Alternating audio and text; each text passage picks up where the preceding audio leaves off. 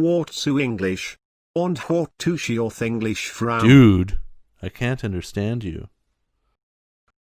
English is an Indo-European language and stems from the Western Germanic languages. It is majorly influenced by Latin and French. The Anglo-Saxons brought their language to England in the 5th century, thus creating Old English. The Norman invasion of 1066 brought about Middle English, when the French court took over England. This is my land. During this time, English was spoken by the peasants, while French was spoken by the royalty and the upper class. The Creole hypothesis is the idea that rather than a Germanic language, English is a Creole language, meaning that English comes from many languages and does not belong to a single language tree. Modern English began around the invention of the printing press, Shakespeare, and the King James Bible in the late 1500s. When the printing press was invented, because it was made in a different part of Europe that didn't have the letter thorn, it was dropped and turned to the letter Y. This is why when you see something called Ye Old Bakery, it is actually pronounced The Old Bakery. It also marks the start of the Great Vowel Shift, which was a series of changes to mostly long vowel and some consonant pronunciations.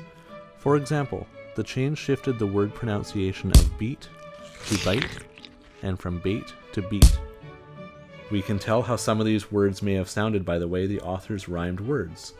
The words life and deaf were rhymed. The words sounded more like leaf and deef. It takes approximately 1,000 years to change a language to be completely indecipherable to a speaker at the beginning of the 1,000 years. You can see this in Icelandic and Danish. They were the same language, but Icelanders taught the language off of the books, and the Danes adapted to the fluid nature of language. In the future, I suspect there will be many new words and changes in spelling due to slang, I love you, contractions, I heart you more. punctuation, not more than I love you, verbs, No. and emojis. For example, the word email didn't exist 50 years ago, and now it's common everyday language. Dialects are formed over time when people change the way they speak.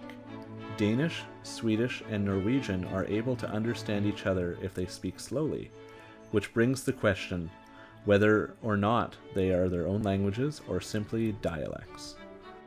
Will languages evolve to not have genders given the current social changes? And what will these changes look like in other languages? Up until the 12th century, English had masculine, feminine, and neuter nouns.